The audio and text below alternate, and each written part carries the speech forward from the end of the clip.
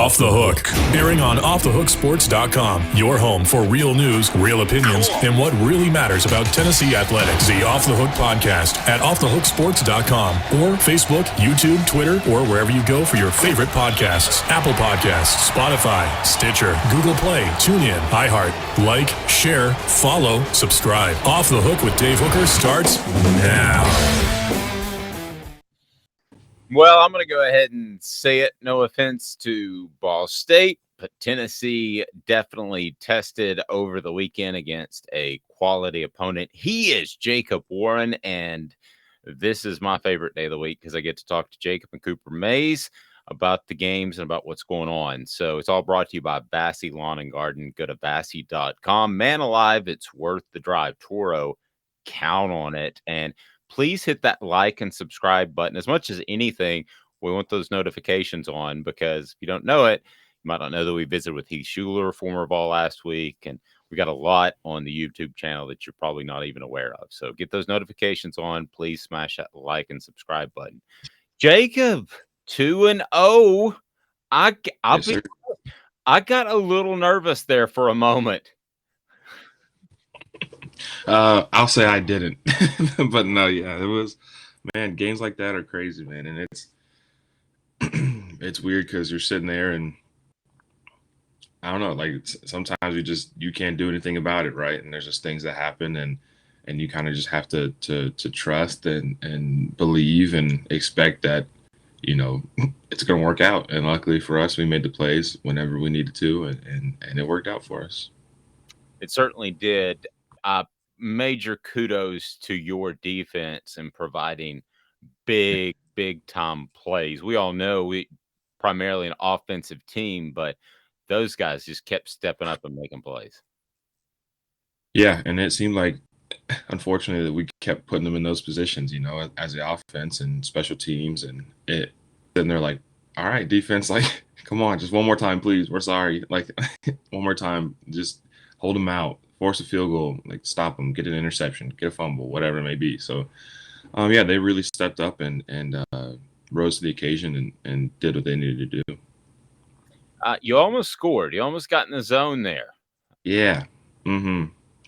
Yeah, no, it is what it is. We scored next play. I don't know. I don't know what to tell you.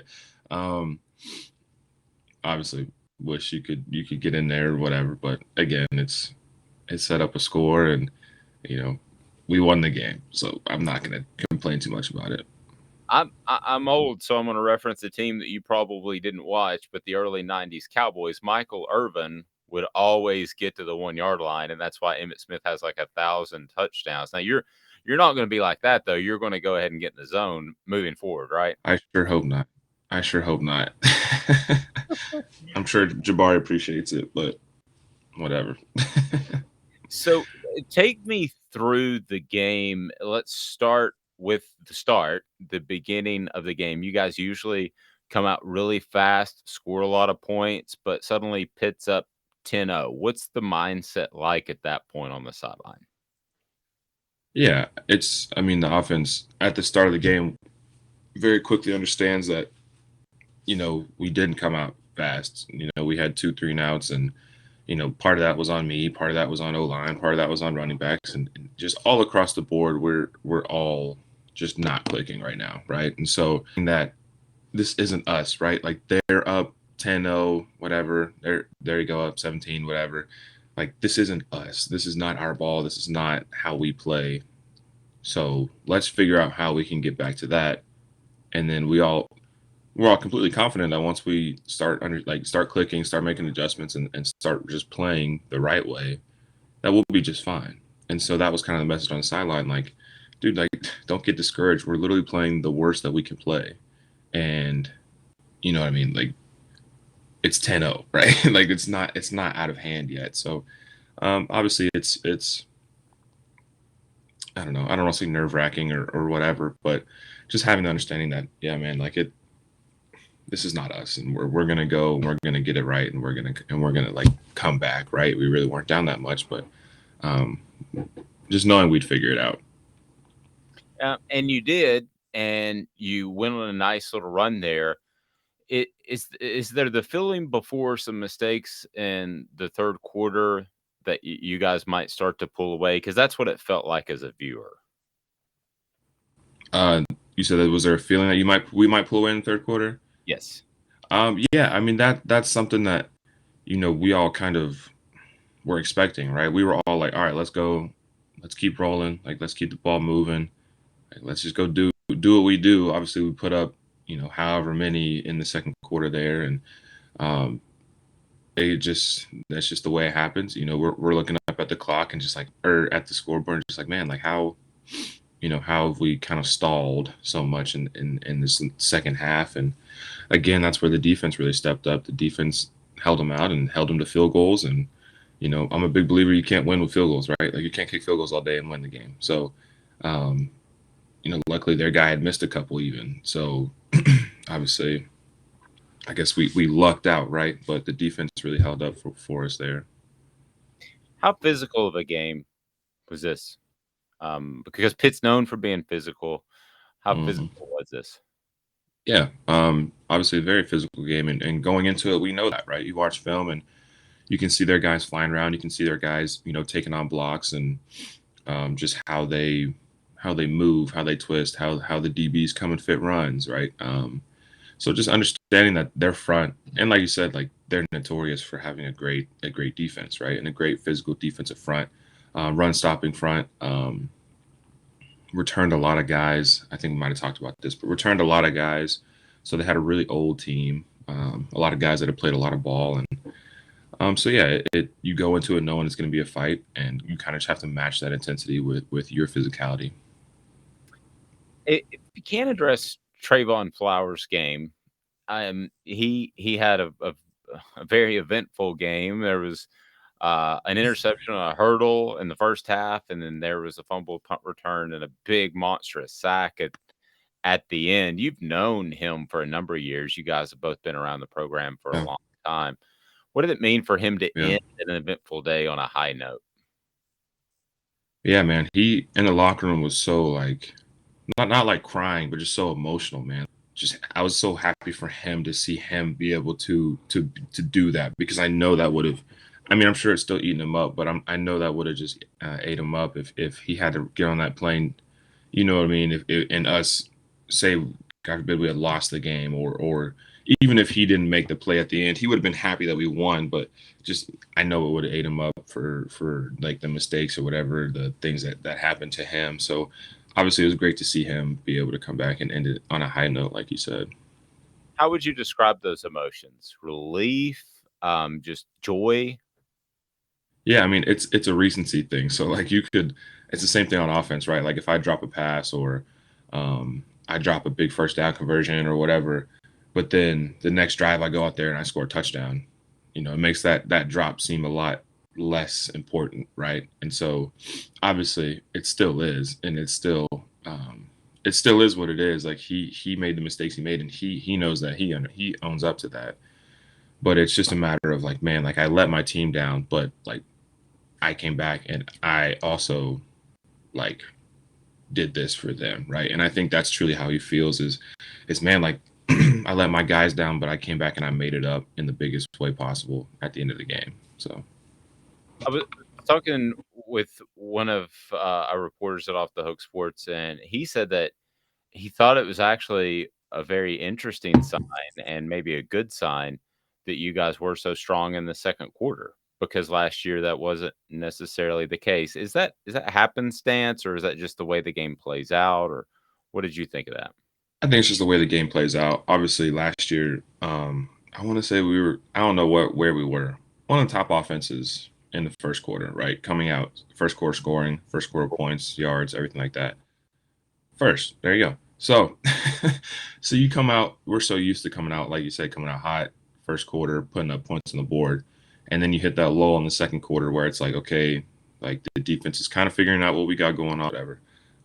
So to have that burst, I guess, or that, um, I don't even know, yeah, that burst of scoring, and that those couple of drives where we're able to really move the ball in the second quarter, I guess it's I don't know, it's not weird, but it's just it's a little different, and kind of just the way it happened, the way it planned out, or it panned out, since we had such a bad start, right?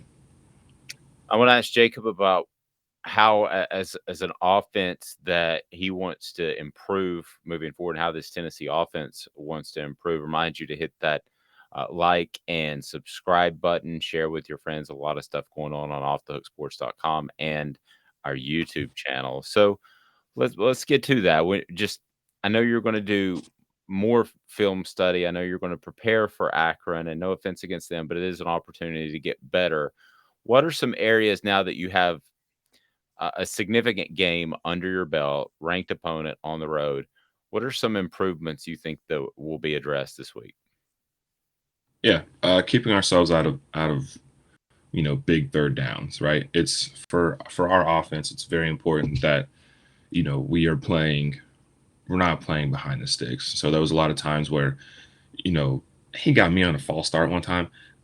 I didn't jump. He clapped. I don't know. I don't know if he just didn't snap the ball or what. But all right, I'll take blame too. Whatever. But like we can't have penalties. Can't have first down penalties. We can't have big third down penalties. It's just cleaning up our game, not having holdings in big critical situations, not jumping off sides, watching the ball, having correct alignments, making sure everybody's on the ball when they're supposed to be on the ball, not moving late, just different things like that. That man, like you don't really think about it, but starting 1st and 10 versus 1st and 15 is totally different, right? It changes the play calls, it changes the way you think about, the plays, it changes what you're able to do. And so I think for the offense, just and it wasn't terrible last night, but it was way worse than it should have been. And just understanding that if we can clean that up, we'll have a much better chance of getting our drive started and maintaining the tempo, the speed, the confidence that we have within the drive. Jacob, you're going into overtime. It looked like the Mhm. defense would get a stop at that point. We mentioned the fumble that led to Pitt being able to stay in the game. And Yeah. I'm curious your mindset going in to overtime. What's that like? Yeah. I was surprised they didn't go for two at the end of the game. Everyone kind of thought they were going to, and we were going to have to go win it with a 2-minute drive. But going into overtime, I think we all felt pretty confident. Like you said, like the defense had, you know, made a lot of really big stops at that point, and so I had full confidence that the defense would be able to stop them from the 25. Like we had done it 3 or 4 times in that game already, so it would just be a matter of red zone offense at that point, and that's something we practice all the time. And again, I think everybody felt pretty confident going into it that we would be able to score. Obviously, it goes to 2 overtimes, and um, is what it is. But yeah, I don't know. Full confidence in the defense for sure that if they just gave us enough time to go score, go put in the end zone, that we would be able to. So I haven't played football in any sort of fashion like that. I'm curious if you look up at the stands at all and see the number of Tennessee fans, because Tennessee basically took over Pittsburgh. I saw Yeah. tweets from sports bars before the Pirates game. I mean, just Hmm. throughout the night on Friday, and then it looked like they had about as many fans almost as Pitt did. Did you notice that, and what does that mean on the road?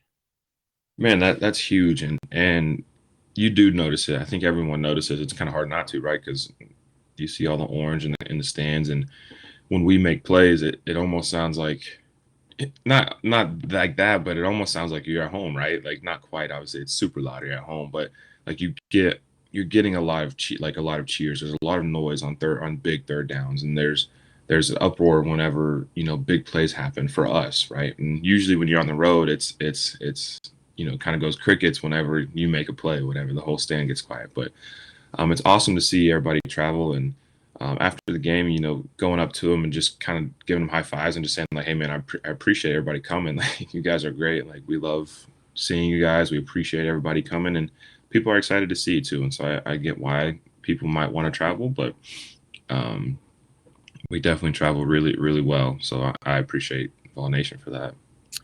Obviously, you had a lot going on yesterday, so I'm not sure if you're aware that Alabama got pushed by Texas, and then Texas A&M upset, and Mhm. it's definitely better to be on your all side of it, where maybe you didn't play your best game, but Yeah. you escaped with a win. Do you ever let it creep into your head? What if? I mean, yeah, it obviously we lost to them last year. We didn't beat them last year, and obviously, they go on win ACC title. Like that is what it is. But um, yeah, I mean, it always in the back of your head as you watch. Before our game, we're watching Texas and Alabama, who Alabama should be whatever, should be doing whatever, and it's 10-10, and we're watching the game like, what's going on? You know what I mean? So, you might wonder, what if here and there, but um, that's just football, I guess. Anybody can win on any day, so you got to go out there and play. All right, so you got the Zips this week, and with Akron, and then I don't need to tell you, Florida's after that. Is it at all a challenge to focus when you have an opponent on the horizon that's a big rival, but before that, you have an opponent? I'm not knocking Akron, but they're not that. How do you make sure you maintain focus on getting better this week? Yeah, it's just that, man. It's focus. It's understanding what's important and understanding that, there's nothing we can do right now for that Florida game, right? I mean, there is technically, if you want to think about it, you could start preparing for them, but like, why would you do that, right? We have a weekly routine, a weekly plan that we go through for every game, and starts on Sunday, like it starts today, and it fully prepares you to get ready for the game and to be ready on Saturday. So, um, no need to try to jump ahead. Obviously, just focus on what's here and now, and focus on this game, and go out and, like you said, and try to get better, and win the game. Like I just said, anyone can win on any given Saturday, but the focus is just to go win this week, and then whenever it comes time for next week, we'll go win that week. Yep. The Visit with Cooper brought to you weekly by Vassy Lawn and Garden. Man alive, it's worth the drive. Go to vassy.com. Industrial, residential. They've got commercial mowers as well. They've got the edgers, the trimmers. They've got it all. They're at Vassy Lawn and Garden. They bring you the Vol report with Warren. Jacob, thank you, sir.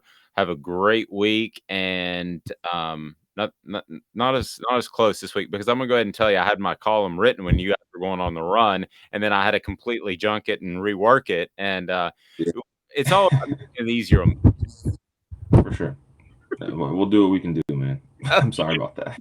If the rest of the season you guys could just roll out there and maybe score 50 and win by 60, I can be done and get Hmm. that early.